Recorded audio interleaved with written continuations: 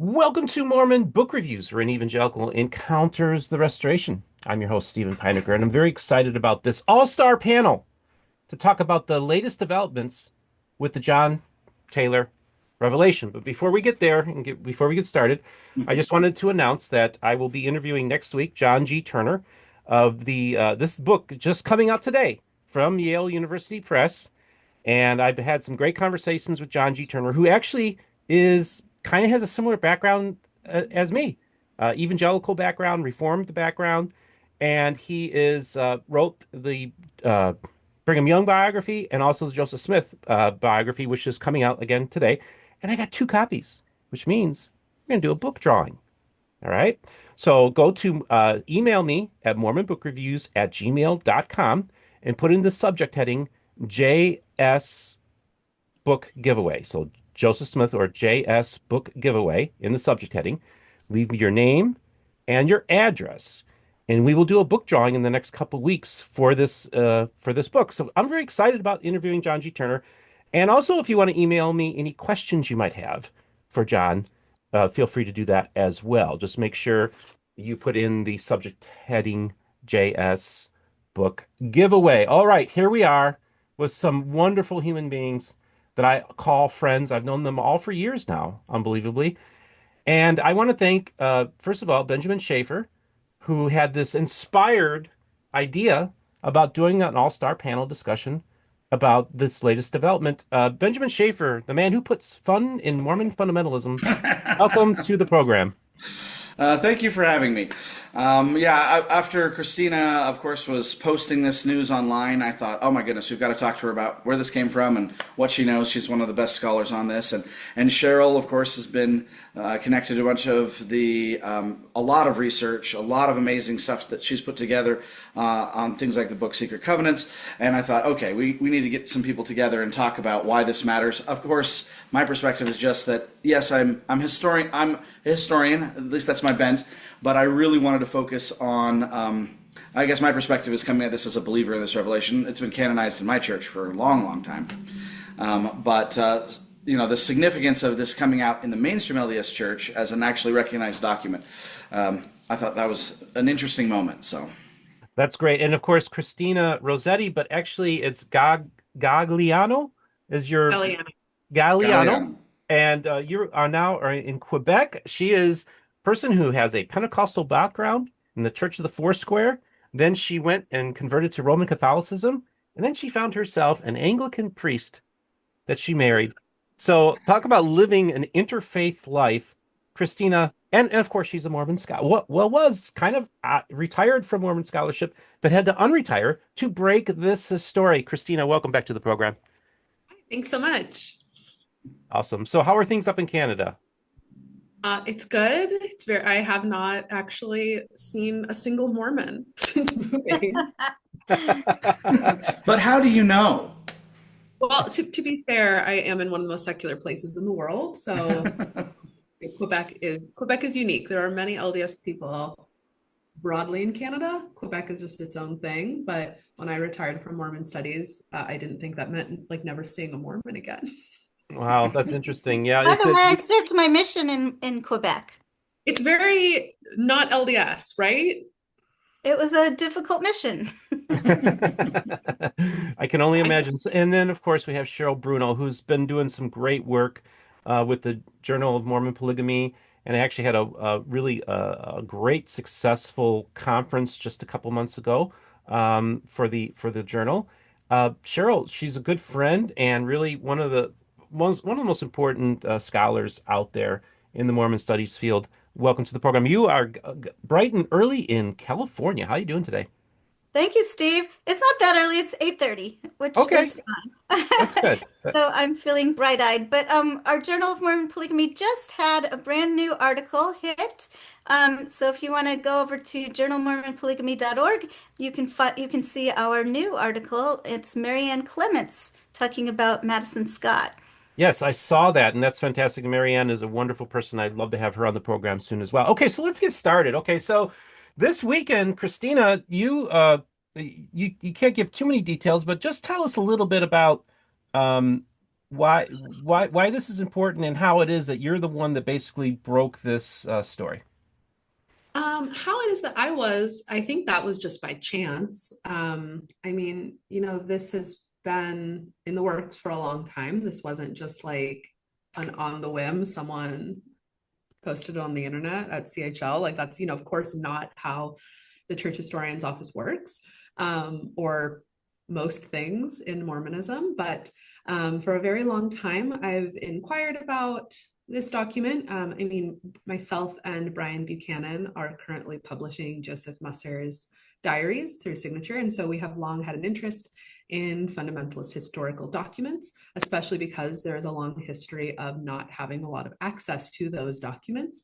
And one of the most kind of shrouded in mystery documents in Mormon fundamentalism is the 1886 Revelation and the subsequent writings, or to be frank, and we'll talk about it, the lack thereof writings about the existence of this document. And so for a very long time, I think the first time I ever asked someone at CHL about this document was in 2015, trying to get it, knowing that it was in CHL, but I mean, I guess I shouldn't say knowing, believing it was in CHL.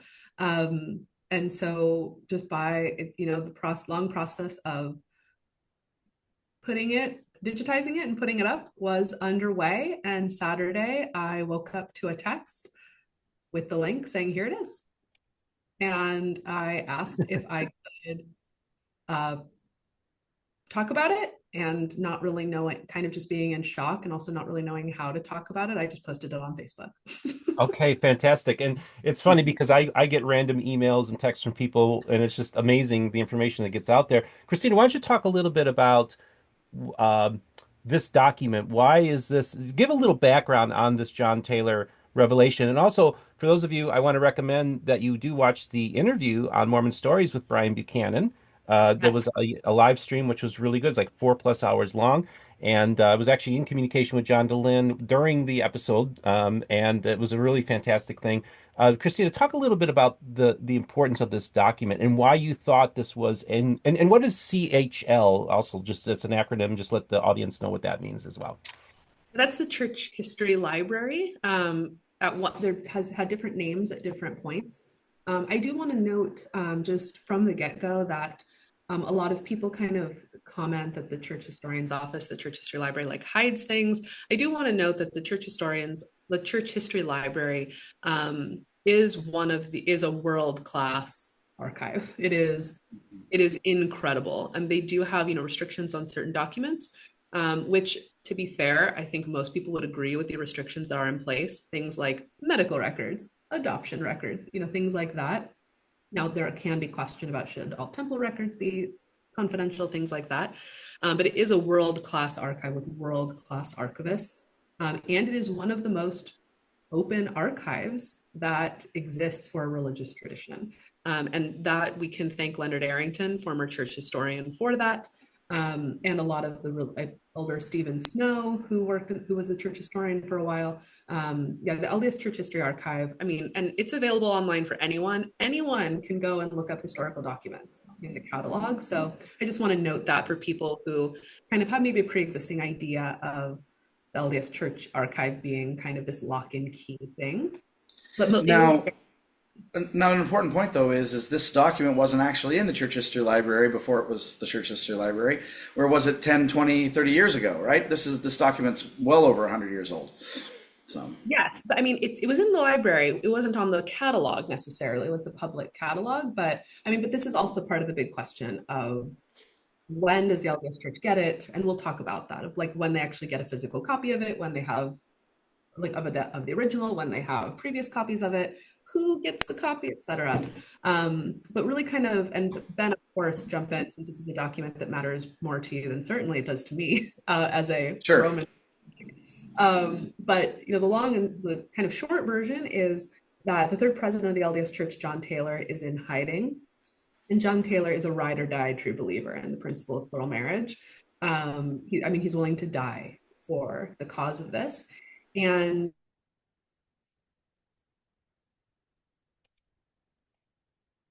What happened? Testing 1, 2, 3. While Okay.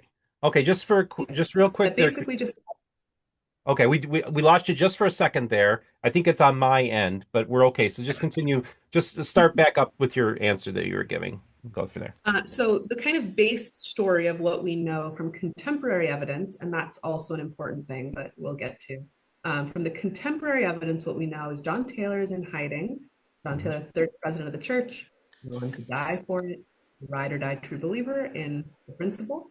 And he receives a revelation, writes it down September 27th, 1886, that really is very brief. It doesn't mention the words polygamy. It doesn't really mention, it's kind of cryptic. It says that eternal ordinances are not revoked. That is what we know from the contemporary historical account. And then, in case things can't be worse for the historical record, he proceeds to die the following year. So that is a challenge. Now, the other challenge is he leaves no explainer. There's no mention.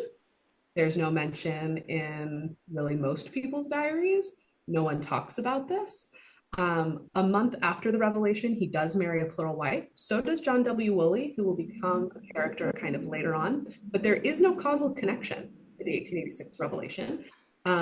There's no causal connection at all. And a big reason for that is what is in the 1886 revelation isn't shocking. It is not novel. John Taylor said this really same thing a lot.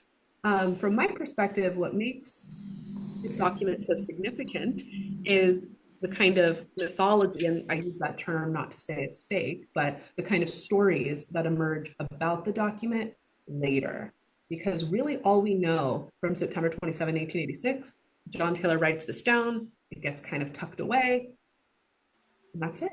And that's really the story until years later when people start to really talk about it and create subsequent narratives and really kind of make it a touchstone of a religion.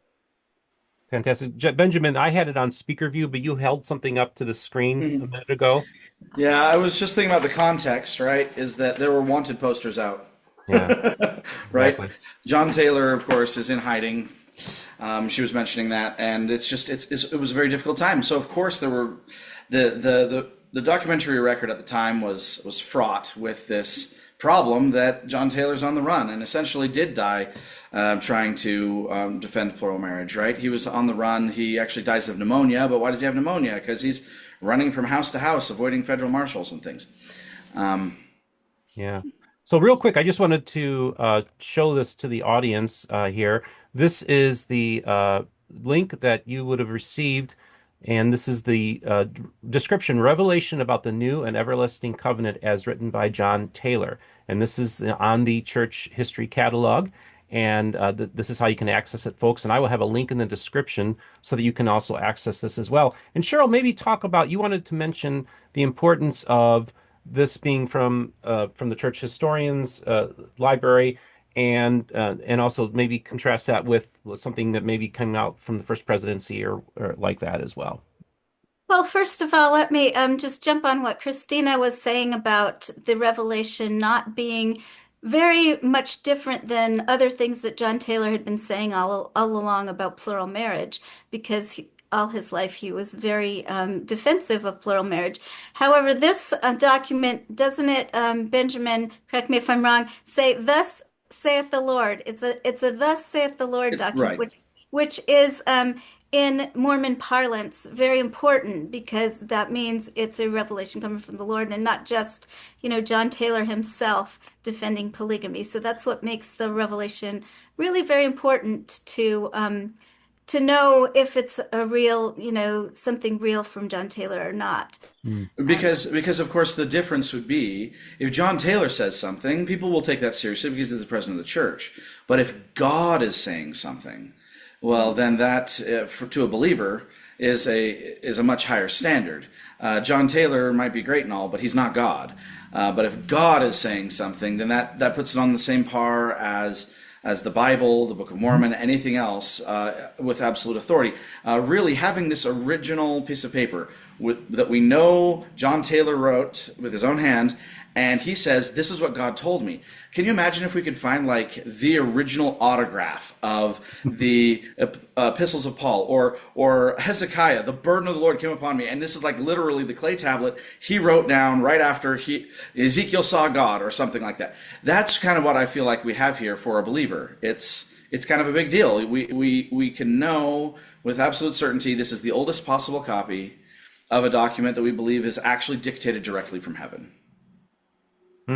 Yeah. Cheryl, you want to say something? Right. So, I mean, I'd love to go on with the history just a little bit more before I Sure. get into kind of the reactions of church members to this. But let's finish with the history. Yeah, I mean, I think that one of the kind of interesting things about it though, and I mean, I'm like, to be clear, I don't think it's a revelation, obviously, but I also this is something that people really deeply care about. Now, at the same time, in later years, which we'll talk about, subsequent years, much further down the road, 30 plus years down the road, we will get a subsequent narrative about how this happened, about John Taylor meeting with the resurrected Joseph Smith and Jesus Christ, about, there's stories of levitation, there's lights emanating from rooms. Those are narratives that do emerge later. We also get a later narrative about, following this, he ordains men in order to continue the principle of plural marriage. We will, of course, get to that story. But I think one of the kind of really interesting things about this document is how mundane it was. Because if God came to me and said, "Thus saith the Lord," I'm gonna tell someone. I'm not gonna just tuck it away in a little thing and then die. You know what like the fact that no one talks about it. And in fact, there is no reference to the existence of this document until just a few months before the 1890 manifesto. And that simple reference is, kind of ironically, we will see Heber J. Grant simply writing in his diary saying, "Hey, I heard about this thing that happened." We have a lot of diaries from church leaders. I mean, most notably, George Q. Cannon. We got his diaries, and everyone who studies fundamentalism in a mad dash turns to September 27, 1886, because he's supposedly there, and there's nothing. And so now, why is there nothing? Could it be the sacred nature? Could it be, I don't know, that this Yes, isn't. so if you don't mind me jumping in here, I think that this is where Christina's turning me into a fundamentalist almost, because I feel like that I can understand quite readily, just being Mormon and familiar with polygamy, quite familiar with polygamy, that this wouldn't be something that you would not expect John Taylor to. He's in hiding. He's going to be dying over this, and you wouldn't expect him to be waving it around saying, "Look what I have." It will be something that's sacred, and it will be something that's tucked away, and it will be something that perhaps he tells his son about. We're not sure. Or, the stories later on say that he did share it with people, but it's not something that we would expect to see a lot of contemporary evidence for. Sure. I mean, especially, I think the illegal aspect is a really big thing. I mean, the Edmunds Tucker Act, like, they're coming to disenfranchise Mormons, they're coming to take church property, they're coming to take the tax exempt status, they're dissolving the corporation, and by they I mean the federal government. It is a dangerous time to decide to position yourself as the guy willing to die for this cause, certainly. But when it comes to piecing together the history, it does make it very hard because we don't have any reference. Now, what you mentioned about his son, John W. Taylor, is really the character in this story, because John Taylor Sr., the LDS prophet, he does die immediately after, a year after. And so unfortunately, we don't get to hear him kind of ever talk about this again. But John W. Taylor is not only the son of John Taylor, but he also becomes a leader in the LDS Church. He is a true believer in polygamy. He becomes a post-manifesto polygamist. He, in some ways, becomes like a hero of the Mormon fundamentalist movement because he's doing, post-manifesto plural sealings. He and Crowley, like, they're kind of this ragtag group that are just going to continue the cause. He starts to very kind of quietly talk about it. The earliest account that we know about him doing that is in 1892. A man named Abraham Cannon, he records in his diary that John W. Taylor has noted, hey, my dad said polygamy is going to keep going. He wrote about it in 1886. But then again, like, that's it. Like, we hear John W. Taylor told me, and then that's it. And after that moment in 1892, we do not hear anything about this revelation again. That's, it's kind of radio silence until 1909. There are kind of moments that happen at the turn of the century that kind of maybe that could kind of create a robust narrative about the import of the document. A great example, John Woolley, who becomes a primary figure in the Mormon fundamentalist movement. In 1907, he starts doing plural marriages himself, but he doesn't say why. He doesn't say the 1886 revelation made me do it. He doesn't really kind of do anything about that. It's not until 2 years after that, in 1909, that really, I think the story becomes compelling, because in 1909, Joseph Fielding Smith, eventual president of the LDS Church, he makes a copy of the revelation. And this is important because a key question that is going to happen is who saw that copy.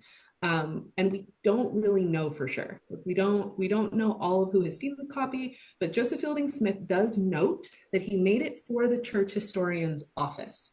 So we do know that in 1909, the LDS Church is in possession of a copy of the 1886 revelation. They do not have the original, but they have a copy, and they have a copy from a guy that's like, I mean, if you're an LDS person, you would deem him pretty trustworthy in his account of the history and his account of Mormonism. It's Joseph Fielding Smith. And so he makes a copy. And, his assistant church historian was a Musser.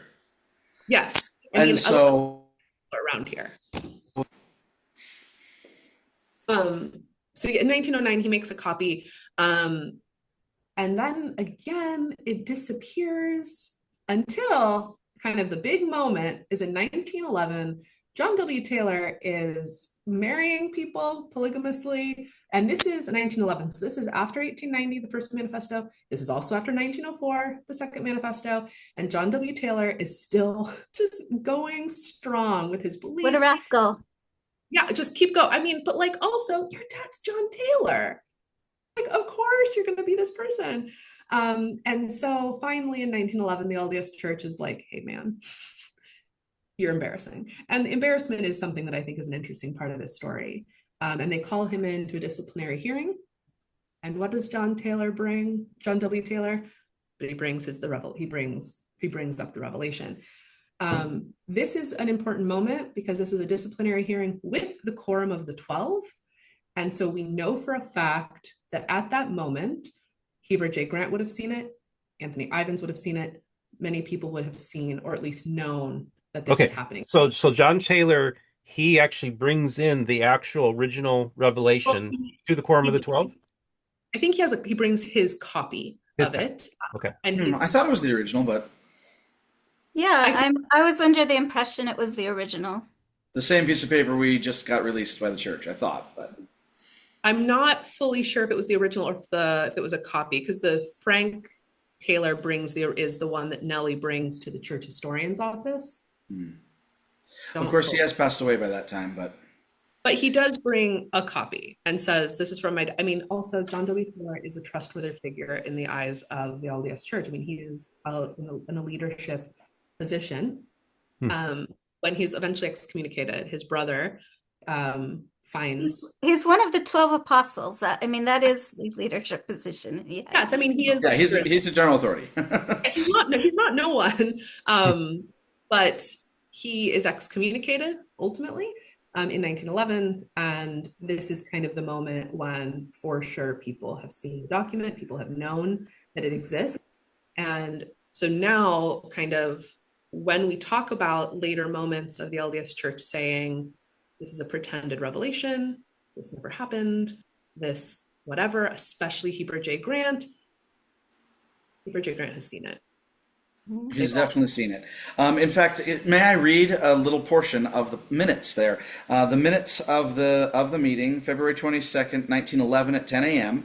And Francis Lyman, Heber J. Grant are both there. Also, Joseph Fielding Smith is there, present in the room. And And absolutely, I mean, he made the copy for the church historian's yep, office. Fielding Smith knew. yep. And then you've got John W. Taylor said, "My father received a revelation." He says, "I don't think a revelation, because it came through him, was greater than any one received by any other president of the church. But this revelation is either true or it is false. Assuming it is true, it seems to me that it would be better to offer leniency on the side of the Lord, if you were to offer any leniency, than on the side of politics. Brother Lyman, what do you think of this revelation?" Right? So he says this to him because he's asking for leniency. He's saying, look, I understand that there's a lot of politics going on. There's a lot of shame. There's a lot of fear. There's the fact that all the church assets have been seized by the federal government, that we've lost our right to vote. All kinds of problems have happened because of this. But he thinks he's got this ultimate trump card. He's got this revelation, and he thinks if he can put that on the table, nobody in that room is going to say we're not on the side of God. He thinks, boom, this will be the end of it. And much to his surprise, Francis Lyman says, basically, I don't care what this piece of paper says. We want you excommunicated because you're embarrassing the church. And I mean, not to mention, in that room, when he presents this, one of the, I think, grandest ironies is sitting in that room, listening to John W. Taylor, is the man who performed more post-manifesto sealings than anyone else. And that man was Anthony Ivins, someone Right, who he's in there too. someone who is never expected, is never really part of the story. But Anthony Ivins, down in Mexico, he's doing more plural sealings than anyone else. Like, if you're going to create a cult of personality for the fundamentalist movement for the cause of post-manifesto polygamy, Anthony W. Ivins is actually your guy, because he is a general authority who is like, who, yes, is like John W. Taylor in the sense of believing in this, but is doing it to such an incredible scale. And so we know that not only did people see the revelation, not only did they hear John W. Taylor's story, but he's also sitting in a room with polygamists, maybe not really practicing so much anymore, but also sitting in a room with people who believed in post-manifesto polygamy enough to do it a lot. Yeah, it And so reminds me. And this is an interesting thing about history that I kind of want to point out, is that there's kind of a timeline here. 1890, of course, is the manifesto that we normally talk about. But really, I think everybody in that room didn't really take it seriously. Not even Heber J. Grant talks makes light of the 1890 manifesto at the time. Then 1904 comes along with the Smoot hearings.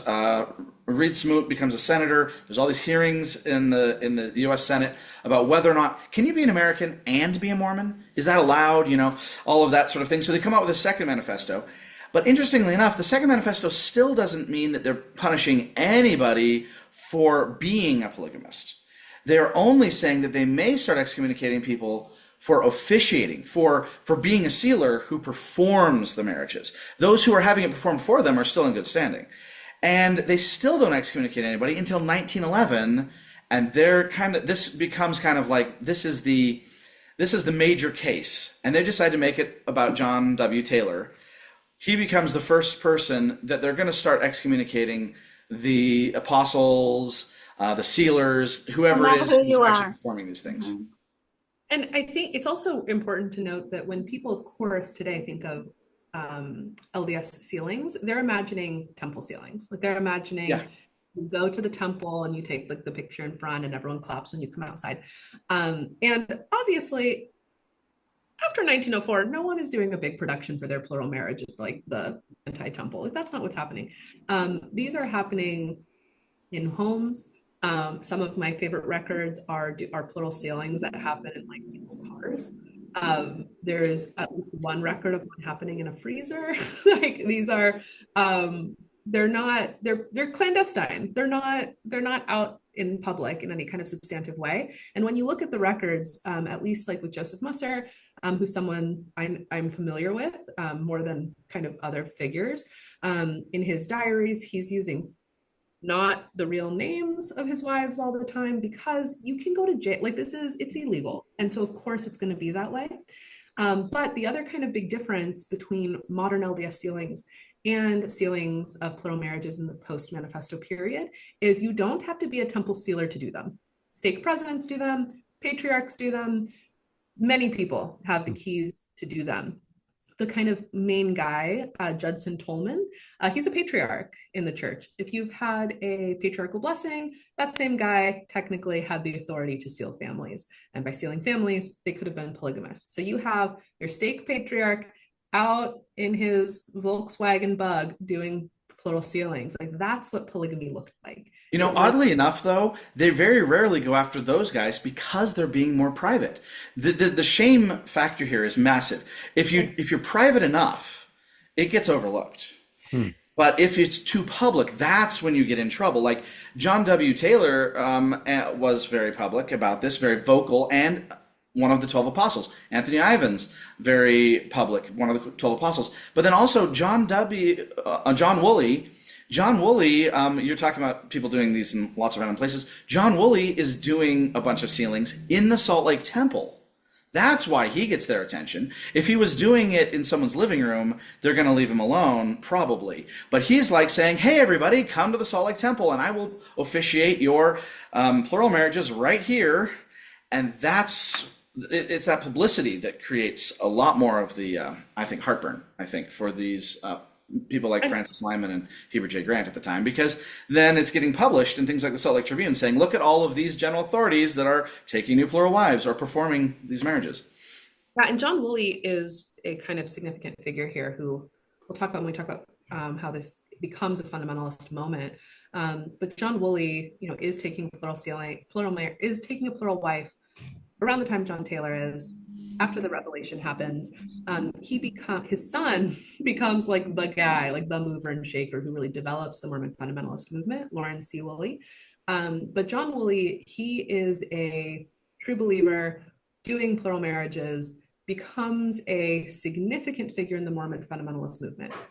Now, to highlight what Ben's saying, that like this is for the LDS Church, this is an embarrassing story of these kind of rogue people doing this illegal activity. And in the minds of America, not only is this illegal, but people don't like polygamy. Like the sexual sentiments of the turn of the century isn't exactly pro polygamy. Like this is not the vibe. I mean, they called it the twin relics of barbarism. Like no one is into polygamy. And it's also the Victorian era in many ways, and there's like pure, all this kind of stuff that's happening, and that's the culture. And it's really fascinating. And Benjamin, just real quick, I a few years ago I spoke with the great grandson of Anthony Ivins, and he told me that his great grandfather was performing sealings in Mexico, and basically telling them, no matter what you hear about what happens in the States, you're to continue this principle. Like he was very adamant about Absolutely. that. Is okay. Yeah, my understanding is that even up until this time, we've been doing this timeline, right? Even up till 1911, there's a lot of true believers.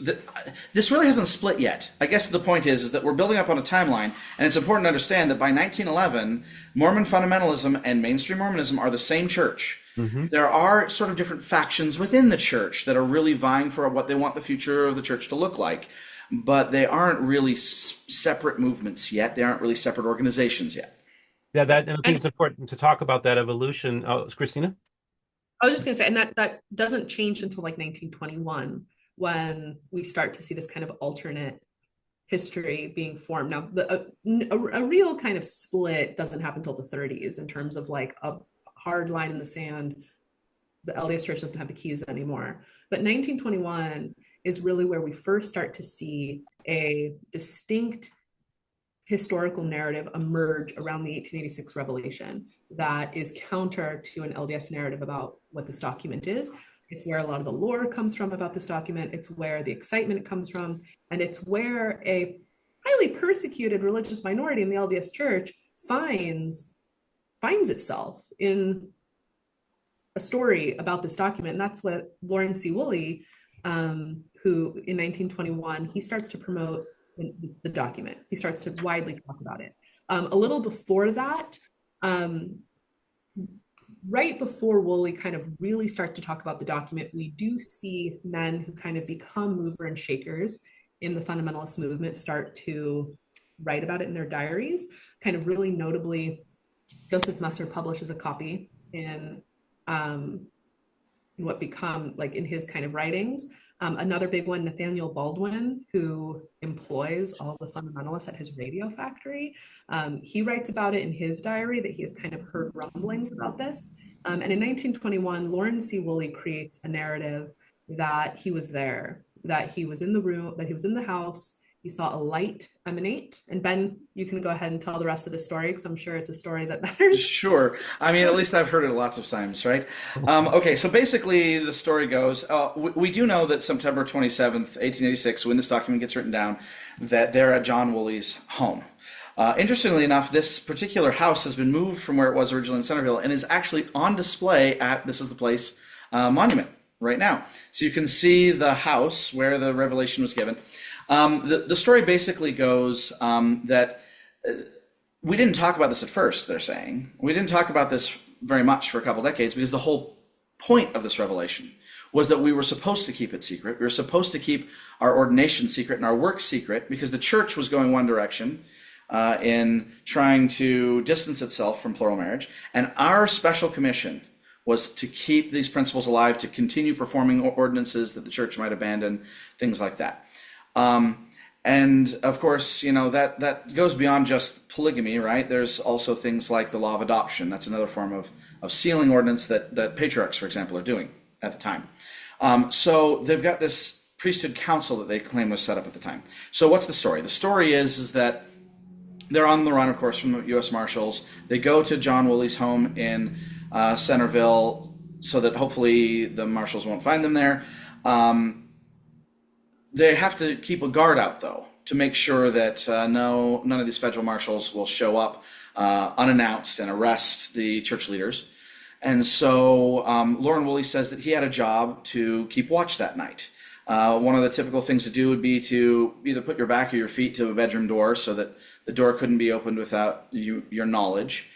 He claims that while he's sitting there, basically, just at watch outside the room where John Taylor's the only person who's supposed to be in that room, he sees a light coming out from underneath the door and he hears conversation from inside. And he's like, whoa, whoa, whoa. John Taylor's supposed to be in there sleeping alone. Why is there a conversation?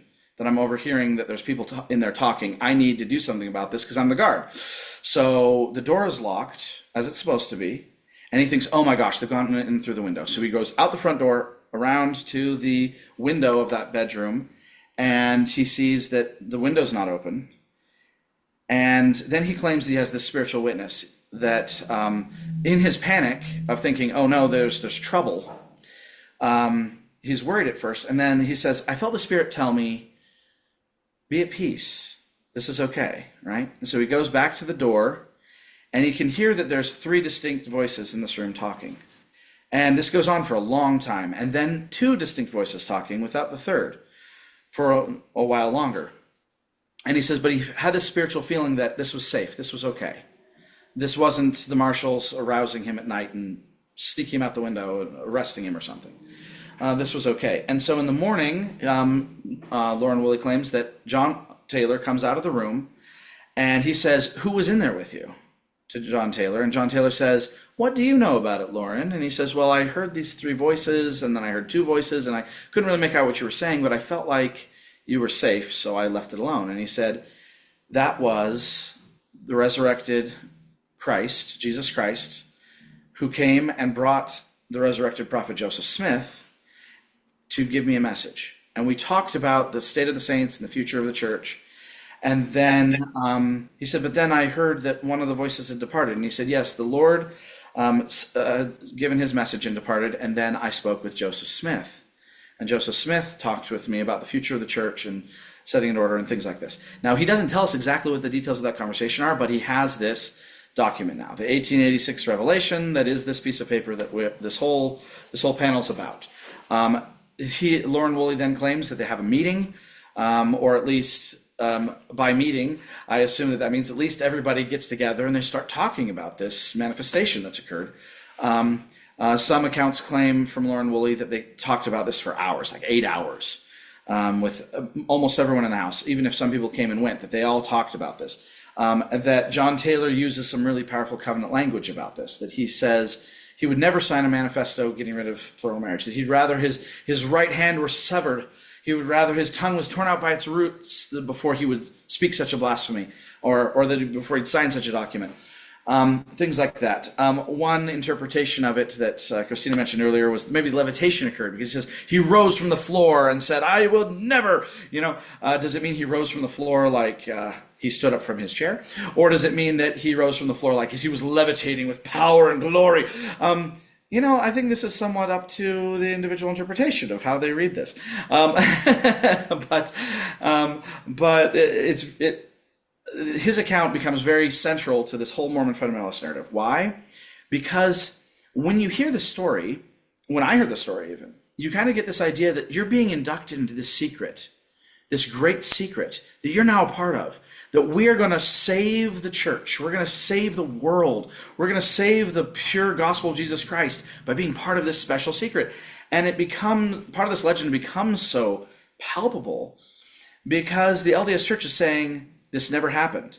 If there was a piece of paper that John Taylor actually wrote down on September 27th, 1886, it doesn't exist, okay? And if it did, then maybe this stuff is real, but we know for a fact it does not exist, and therefore no one can prove that any of the rest of it happened.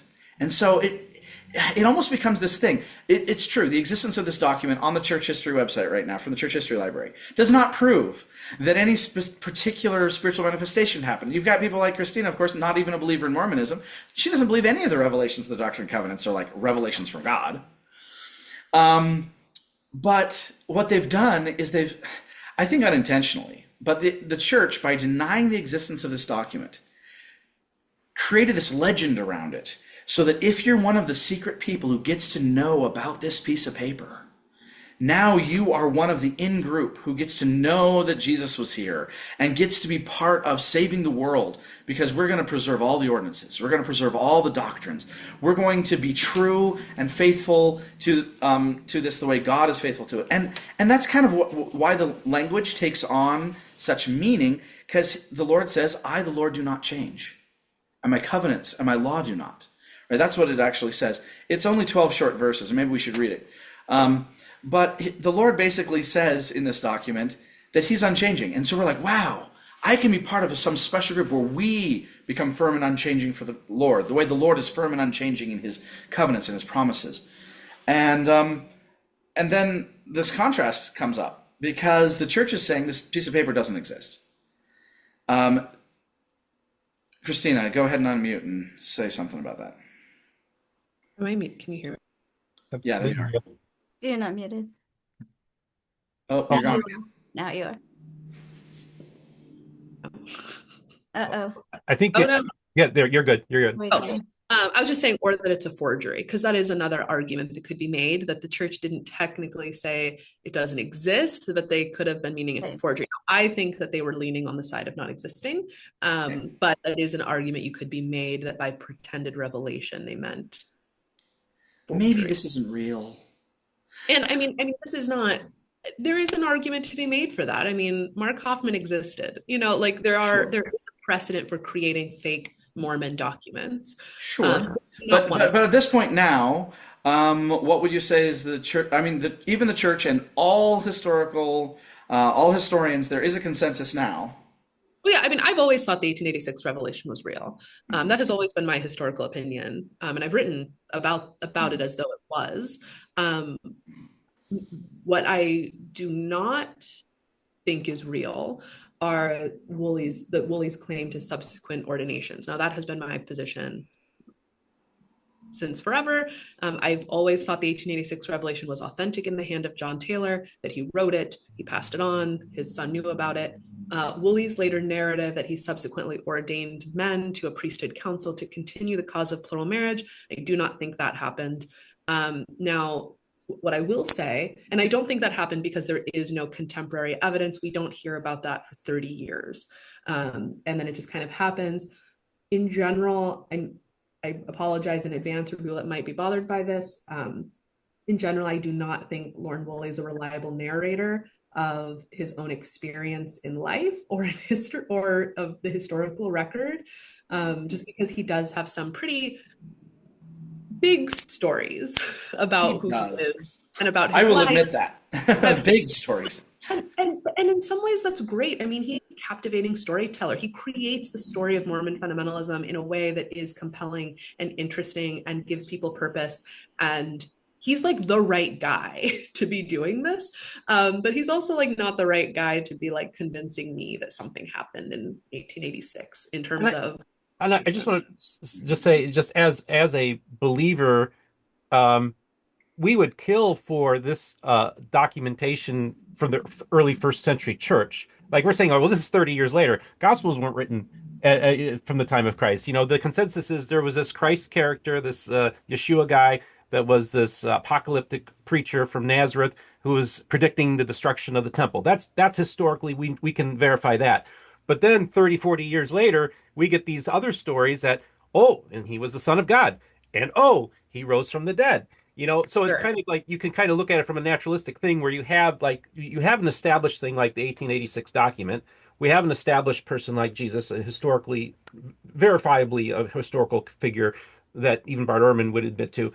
And then we have this legend that's kind of built on Jesus in the same way that we're having with this document. I think there's like a parallel there.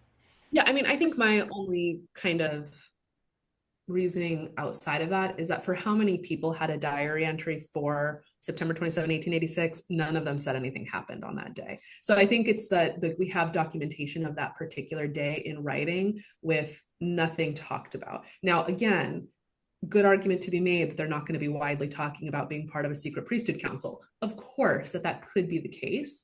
But Lauren C. Woolley making the stories he made about himself and others. Well, and he told some stories that are pretty much verifiably not the case, or at least they'd be such stretches it'd be really hard to understand.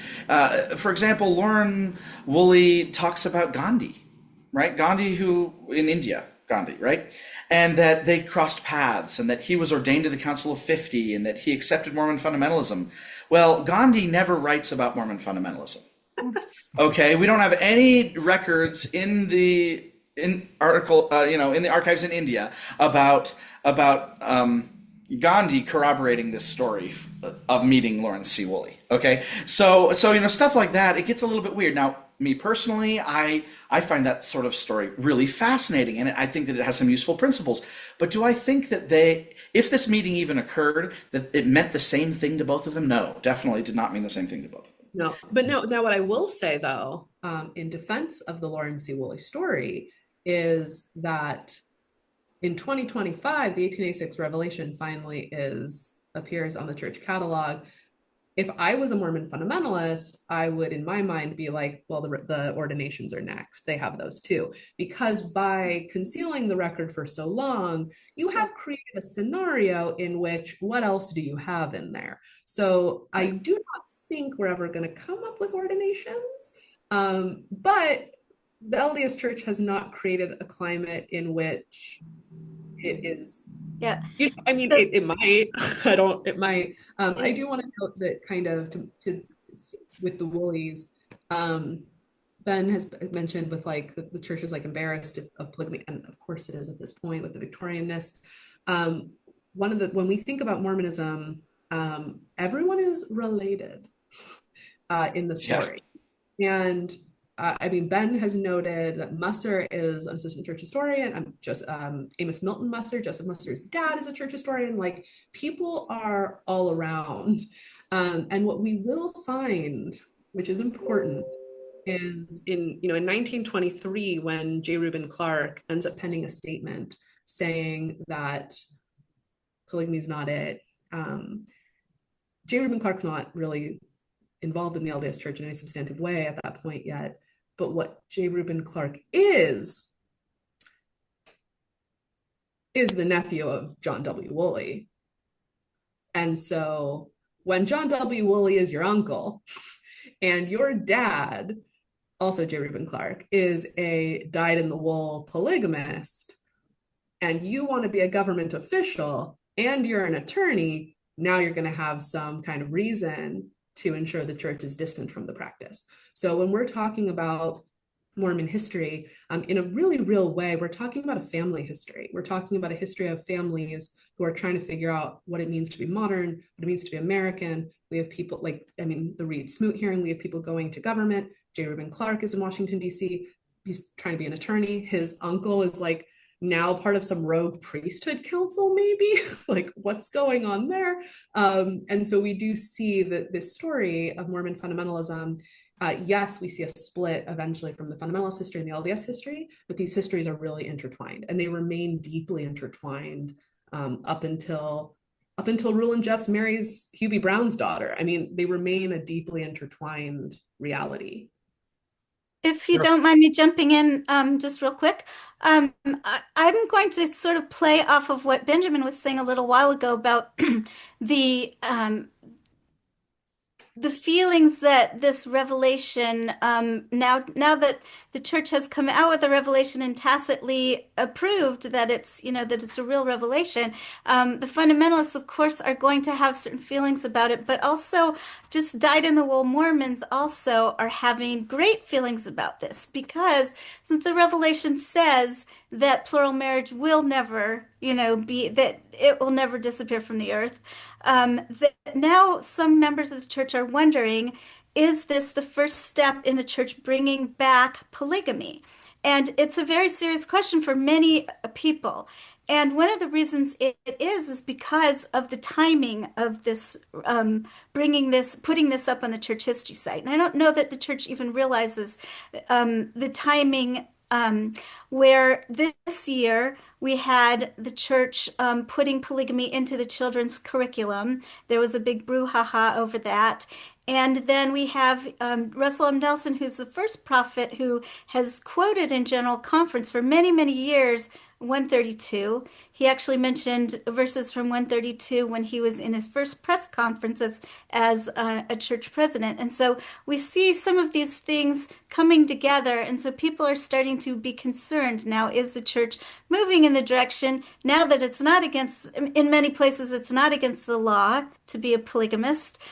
Will the church ever bring this back? And I'm seeing a lot of concern from members of the church. Maybe excitement too, depending on who you're talking to. Well, I haven't seen a lot of excitement, but I'm sure there is. But like, I was going to read a quote that is being batted around the internet also. This one's by Bruce R. McConkie. And so they're bringing back Bruce R. McConkie to say he wrote the infamous Mormon doctrine, and for many years he was the voice telling us what Mormon doctrine was. And so he talked about plural marriage in the early days of this dispensation as part of the promised restitution of all things. The Lord revealed the principle of plural marriage to the prophet. Later, the prophet and leading brethren were commanded to enter into the practice, which they did in all virtue and purity of heart, despite the consequent animosity and prejudices of worldly people. After Brigham Young led the saints to the Salt Lake Valley, plural marriage was openly taught and practiced until the year 1890. At that time, conditions were such that the Lord, by revelation, withdrew the command to continue the practice, and President Wilford Woodruff issued the manifesto directing that it cease. Obviously, Bruce R. McConkie says, obviously, the holy practice will commence again after the second coming of the Son of Man and the ushering in of the millennium. So if we have Bruce R. McConkie saying that obviously it's going to be coming back, and we have some of these things happening in the church, we do get this kind of fear from members of the church. Will polygamy be reinstituted by the church? Now, I'd like to. I totally want to bring in one more Okay. Bruce R. McConkie quote. Yes. My church publishes the 1886 Revelation as a little scripture insert, and the foreword is actually from Bruce R. McConkie, and he says about revelations that are not canonized. He actually says, All the revelations of God are binding whether the church accepts them by a vote or not. And I'm like, oh my gosh. So basically what he's saying is that um, any revelation, including this 1886 one, Bruce R. McConkie is saying, and he probably knew about this one, right? He's actually saying he does accept this as authoritative from God, regardless of whether or not it's been voted on. Hmm. Yeah. So another question is now, what is the church's position on this? Because they just quietly put it up on the church history website. And I want to mention that we have a difference between the church, like the 12 apostles, the first presidency of the church, making a doctrinal pronouncement, and the church history department putting up documents on the website. It's not quite the same thing. The church history library has been actively involved in putting documents up. It's not necessary. This document doesn't come out necessarily at a specific time, and in order to make a certain point. I don't think they're trying to make a point here. They're not trying to say anything about polygamy. The church hierarchy is not making any pronouncements about polygamy because this document's coming out. I think this is the better way to view it, is to see it as just a continuation of work that the Church History Library is doing in making these documents available to us, and not specifically a message that's going out that we are now accepting polygamy. I think that's a better way to look at it. Yeah, Well, and it's important too because these are two different perspectives, right? This document, so the 1886 Revelation, it's been in the First Presidency vault in a safe for over a century. But then, about 10 years ago, it was handed over to the Church History Library. At that point, it's not about the politics or the doctrine even. This is about professional archivists and historians verifying and publishing historical documents according to professional ethics. That's all that is. And so you're right. I don't think that they're trying to send a message or do something like that. No, Right. the LDS Church is not bringing back polygamy. Like I cannot Right. imagine. So what I wanted to, that was my first reaction, Christina. It was kind of to almost exactly what you said, with a little laugh too. But it was brought to my attention that really these fears from the Mormon public really are very real and very Sure. difficult. And so I want to leave space for those people to, have these feelings, but just to reassure them that, I don't believe that this is a step towards polygamy at Well, all. and I mean, we can also do that historically because, I mean, if you are an LDS person and you believe in the statements from the LDS Church, I mean, we have, so kind of the first iteration of ensuring that's not going to happen is in 1923. J. Reuben Clark issues a memorandum. The memorandum of 1923 happens. Now, granted, before he's like a big player in the LDS Church, it is an attorney speak. But in 1923, 10 years before what becomes the third manifesto, which we'll mention, I'm sure, J. Reuben Clark writes a statement. Now, again, J. Reuben Clark has a deep investment in this because he's embarrassed by his uncle, John W. Woolley, and his dad is a ride-or-die polygamist, and J. Reuben Clark has political ambition. He's also an LDS Mormon, the extent to which he is active in the church, But J. Reuben Clark is Mormon, and he writes a statement, and his 1923 statement calls for an investigation into people living plural marriage. He never actually says polygamy, like the word isn't there, but he does kind of call for an investigation into people kind of being rogue. But the important thing that J. Reuben Clark does is that in 1923, he says in a statement that authorization to perform polygamy, to perform plural marriages, ends at the point of death. So if you have been authorized to perform plural marriages and you die, it's over. So in this kind of telling, the revelation of 1886 is void.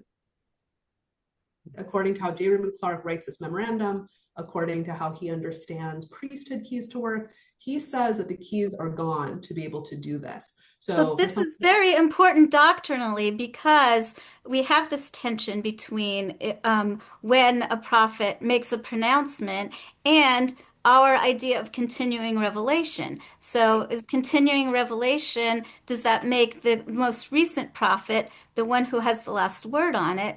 Or are we looking back at the revelation that John Taylor had and saying, what he said, we go by today. And that's not how the church has generally worked. And I think Christina's point is very good that early on we were developing this idea so that we wouldn't have this tension.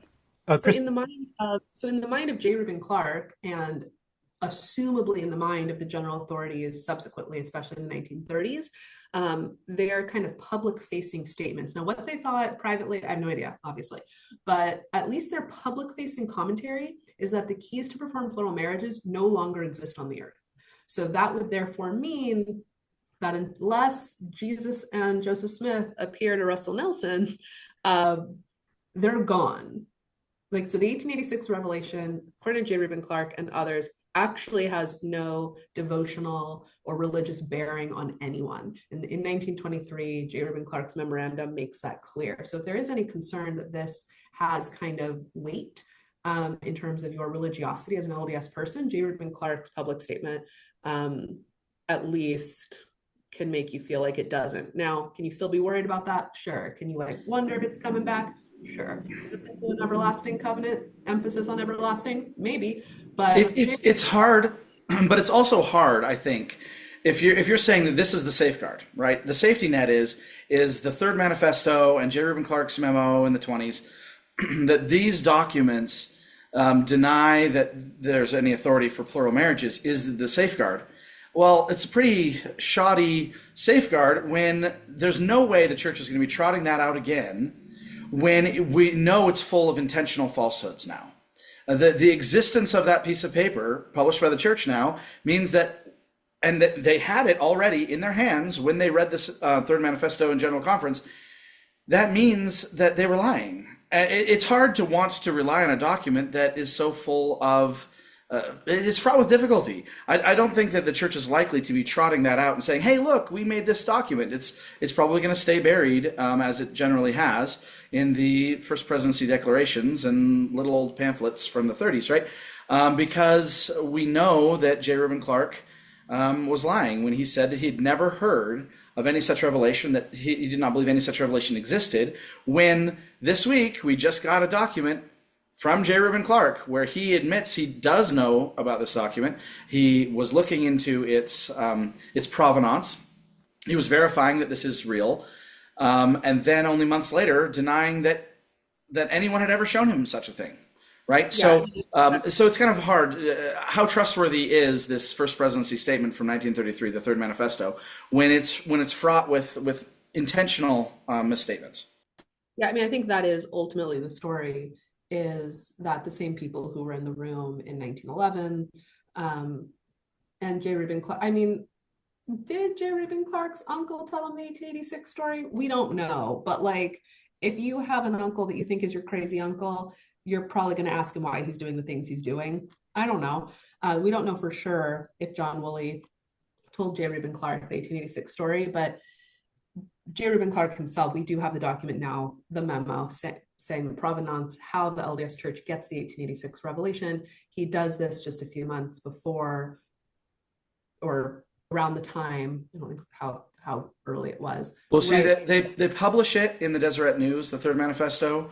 Then Nellie Taylor gives them the original, and he writes that memo. But then, subsequent to that, in General Conference, they read it again.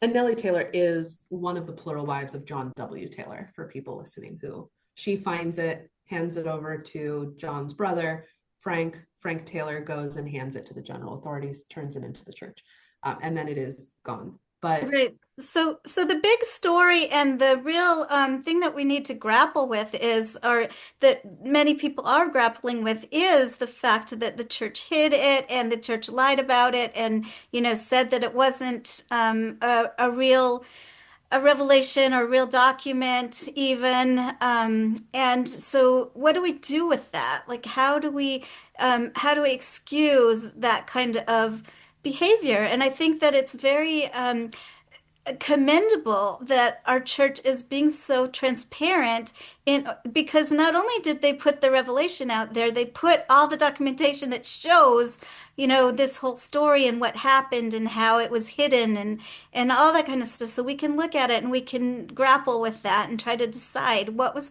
the church trying to do at that point, and what are the problems that we encounter now in our modern day because that's happened in the 30s.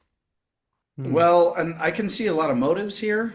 But first of all, of course, they wanted to steer the church.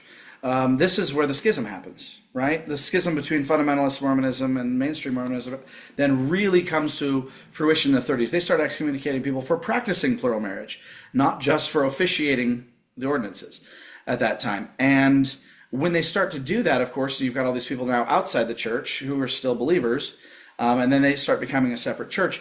But let's not forget that they were still also dealing with the fallout of the federal government having seized all the assets of the church. Which church does the federal government give Temple Square to? Who owns the Salt Lake Temple? Well, J. Reuben Clark clearly wants to be the guy who says, actually, we own it, right? And so shoring up that control, that legitimacy, is a really important part of what's going on at this time, right? And so they create a new organization, the Corporation of the First Presidency, in 1921, so that it can hold assets again. And then they have to shore up that legitimacy. And so, having been on both sides of that schism in my own life, I feel like I see that there's a lot of reason for doing what they did. Now, maybe that justifies it, but it is. I think they've really painted themselves in a corner philosophically, if you want them to be absolutely honest, because they said this piece of paper, quote, does not exist, right? And so now that the piece of paper does exist, it's like maybe they shouldn't have gone that far. They could insist that we interpret this revelation differently, or if there was a revelation, it's irrelevant. All of those are reasonable arguments they could have made, but the argument they did make was that this piece of paper does not exist. And now that we know that it does, where's the new line? And that becomes a problem, essentially. And that's why Mormon fundamentalists are so excited about this, because they're assuming, wrongly, it's not logical, but a lot of Mormon fundamentalists are assuming, what if the piece of paper exists, does that mean everything connected to it also exists? Mm-hmm. Well, not necessarily, obviously. It's not logical, doesn't logically follow, but that's the line, that was the standard that was set, and that bar was set so low that now that we've overcome that first hurdle, the question is, where's the new line? Mm. I think especially in the 1930s, when Heber J. Grant speaks over the pulpit in 1931 and 1933 about polygamy, one of his big the embarrassment factor cannot be understated. He on both occasions talks about how the so-called fundamentalists are maligning church leaders by claiming that they are doing post-manifesto sealings, which of course they were at one point doing. Heber J. Grant was a polygamist, at some point, but one of Heber J. Grant's big issues is that LDS church leaders are being maligned, the embarrassment. And at this point, this is ultimately why in the Third Manifesto in 1933, Heber J. Grant does such a hard line of excommunications and calls on law enforcement to prosecute polygamists, because he has to make this statement, and it's largely the embarrassment factor. But I think, in a kind of very mundane way, I think there is something to be said about human beings really operate on a sunk cost fallacy a lot of the time. And at some point, the 1886 revelation, the denial of it, does become a sunk cost. How do you come back from 5 years of claiming it's not real? How do you come back from 10 years? And the longer it goes, the harder it is to come back. And so to Cheryl's point, I do think there is something significant about them bringing it to light at all, because most members of the LDS Church have never heard of this. Many historians in Mormon Studies who just focus on the LDS Church, it's not a big deal. They don't really think about it. And so the LDS Church could have just not. They could have just not. And most people, 90% of Mormons, would never have thought about it or never have cared. And so to come back at all is a pretty bold step, because human beings love a sunk cost fallacy. It was so far, in my mind, it was so far gone at this point that if it had been me, I would have quietly walked into the fog and just been like, no, it's not there. Like, because how do you come back from, it's in 1933 when Heber J. Grant calls it a pretended revelation, and all of a sudden in 2025, you have a choice to not talk about it. It's Yeah. easier to just, So it's easier. I would love to know the backstory behind that. Like whose decision was it? Were there conversations back and forth? Who was involved in the conversations back and forth of whether to put this out? Because you're right, it would have been simple to just put it away in a file and it could have stayed there for quite some time, or if not forever, without anybody knowing that it was there. And so interesting that it was able to be brought forth so that historians can study that and can really understand that period of history in a greater way than we have before. Hmm. So, Christina, did you have to relocate or something, or are you still okay to continue I talking? think I'm sitting in an office that is not my own. And there's a meeting in this room at 12, but I think I'm still good We're for. still good. Okay, yeah, and then we'll probably be wrapped up before the meeting then. I just wanted to make sure. So Cheryl, I'm really curious. Now, of course, you are involved with the Journal of Mormon Polygamy.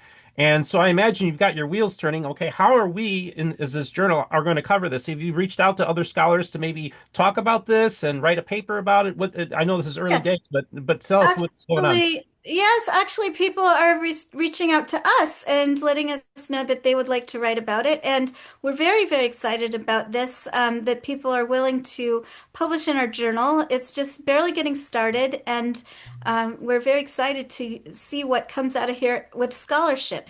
The good thing about the Journal of Mormon Polygamy is that it can publish things quite quickly. We're kind of an online platform right now.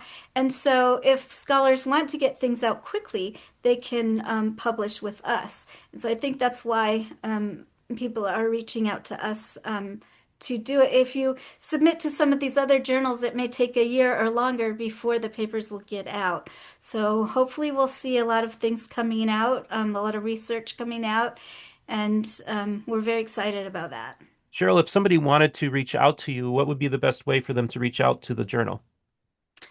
I'd love for them to reach out to me at my email, clbruno@gmail.com. Or there's also a place at the Journal of Mormon Polygamy.org where you can contact us as Right. well.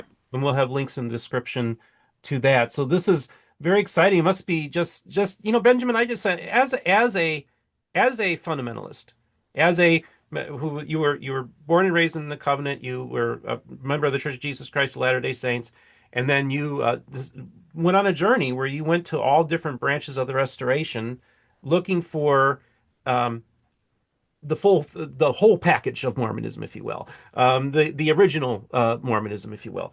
And then to, of course, throughout the years and decades, fundamentalists have been discriminated against, they've been shunned, they've been mistreated. We have this double standard where the Church of Jesus Christ of Latter-day Saints wants to be accepted into mainstream Christianity and gets upset that they're discriminated against, but then they turn around and discriminate against you guys and try to keep you in the closet. They're embarrassed by you. But to have the church acknowledge this document, which is really the keystone, if you will, of fundamentalism.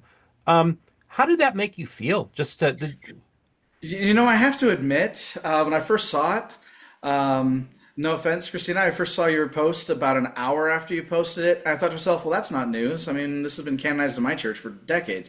But then phone calls started coming in, and people were freaking out. And I realized, wait, this is actually a bigger moment than we thought, because even though pretty much all historians had already come to a pretty much a universal consensus that yes, this does exist. Yes, we actually do have a photograph of the original document, even though we don't seem to, and we assume that the LDS Church has the original document.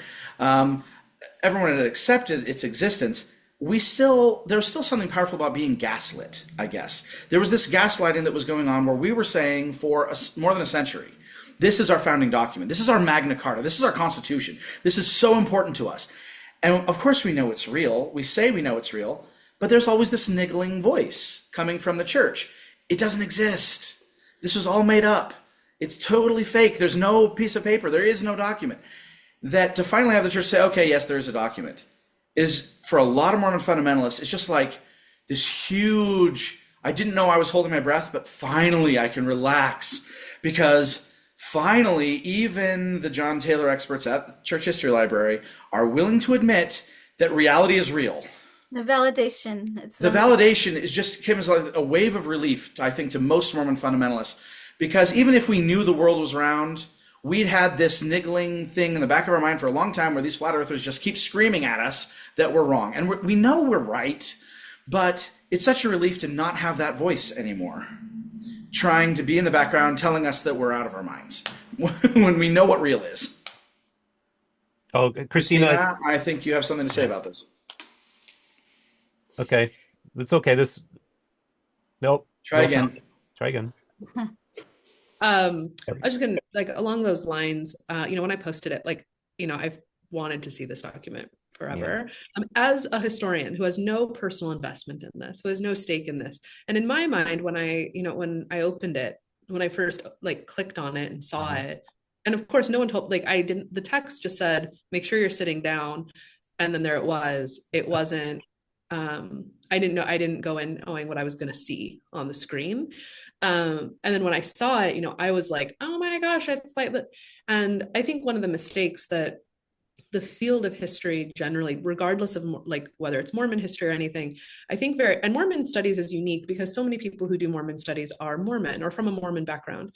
But I think it's really easy for historians, and I'm talking to myself and like my people who are non-practitioners who study religion. I think so often, we can look at documents and just see them as like, look what I finally saw, like, look what it's so exciting, and forget that the real impact that it has on people's lives. Like when we're writing history, we're almost always writing family history. We're always writing about people, real people. And so when I saw it, I had my initial like, I was right. I got to see it. And then I sent it really immediately. One of the first things I did, first I told my husband, I was like, look, and he was like, I don't know. I mean, he's heard a lot about it, but one of the first things I did is I sent it to a polygamous family who has been just so kind to me. I'm gonna cry. Just so good to me, and both personally and professionally, but really personally, they've been so good to me.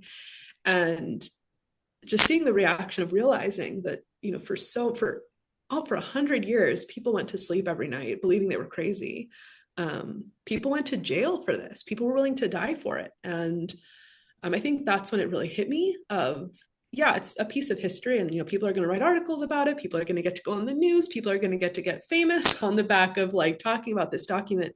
But at the end of the day, this is a document that changes people's lives. And so I hope that as historians, we can really remember that. Christina, and I want to just add to that. Both you and I are outsiders, and we're fascinated by the restoration and the history. And there are times when I get it, when I get that link and realize like I'm one of the few people in the world that knows this information at this moment, like you had.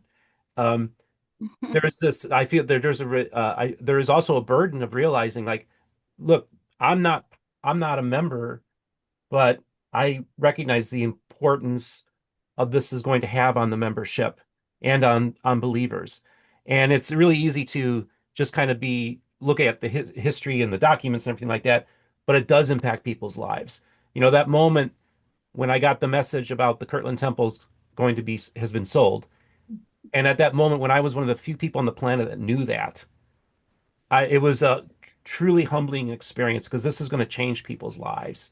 And so I just want to recognize, I just want to tell people it's a real privilege, and I think Christina feels this way, to be part of this story, to be part of this community in many ways, even though as outsiders, we do appreciate and love the people of the restoration and all the scholars who have done such a tremendous work. And also we're grateful to the church releasing this document because it's really important to have transparency and have this information out there. The more information, the better. We all benefit from it. I'm sorry, I just had to say that. Um, Cheryl, did you want to say something? Oh, well, I wanted to sneak this in somehow, but just again with the Church History Library and the way they brought it out. And some people may think that it's a little suspicious, the way that they kind of it feels like it was almost snuck in a way. But this is how, let's see if I can find this. I just lost my little note here.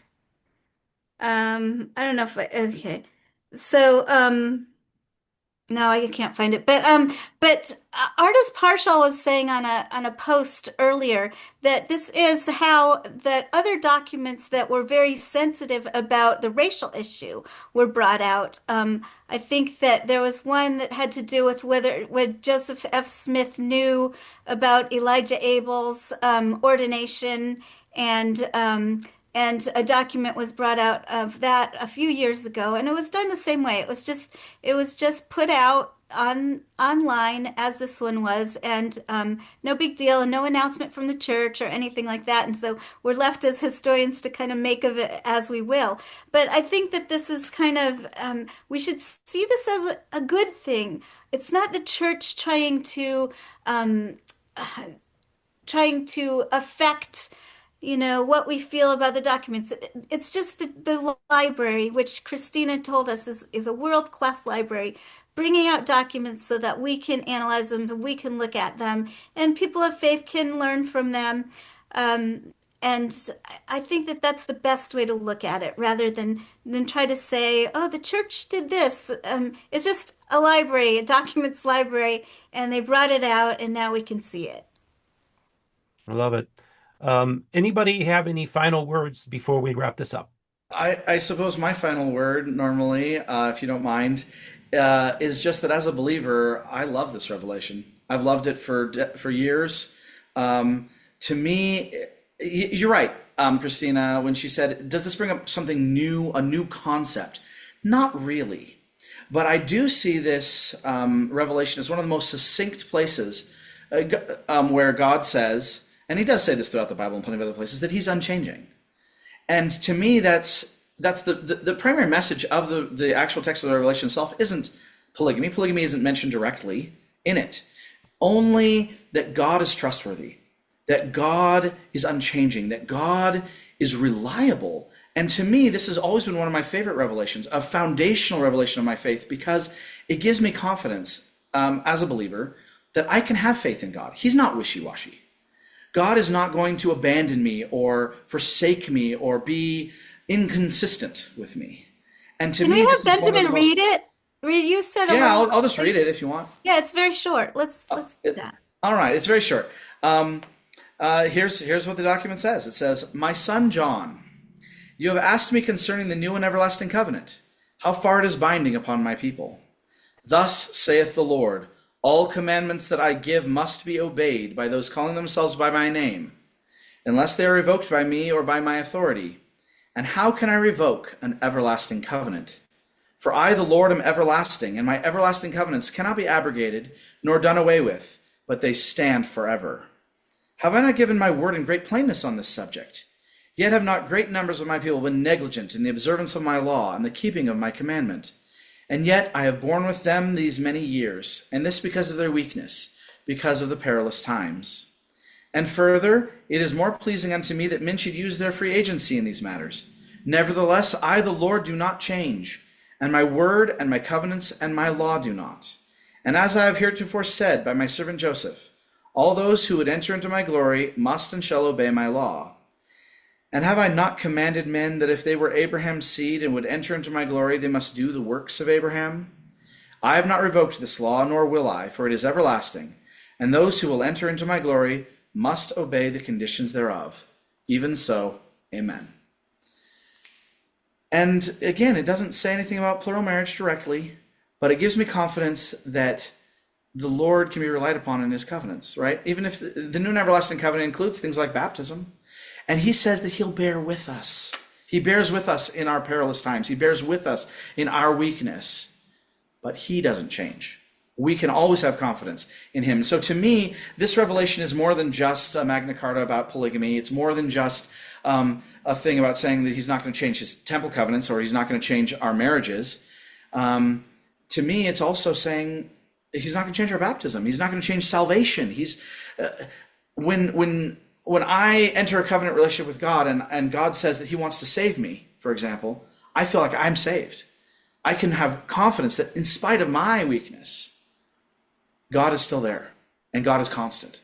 And so to me, this has been a beautiful revelation. I mean, I would encourage the LDS Church to go ahead and canonize it. If they want to come up with their interpretation that says that this revelation is not just about polygamy, I think there's room there Right. for us all to find There is value room, in and this. there is definitely room, and it's very beautiful whether you believe in polygamy or not. It is a beautiful revelation, and I'm glad you said that, Benjamin. That we can put our interpretation on it. There's enough room in there Yeah. to Yeah, for the for the and LDS Church to accept it and embrace it. and not only that, but this is not John Taylor's revelation. This is in the first person voice of God. And Lord, I don't, I thought that should not be, if you're a believer in this, that should not be disregarded, to say the least. All right, Cheryl, or Christina, did you have any final words? And we'll wrap it up with Cheryl. Oh, we got to turn that microphone back on.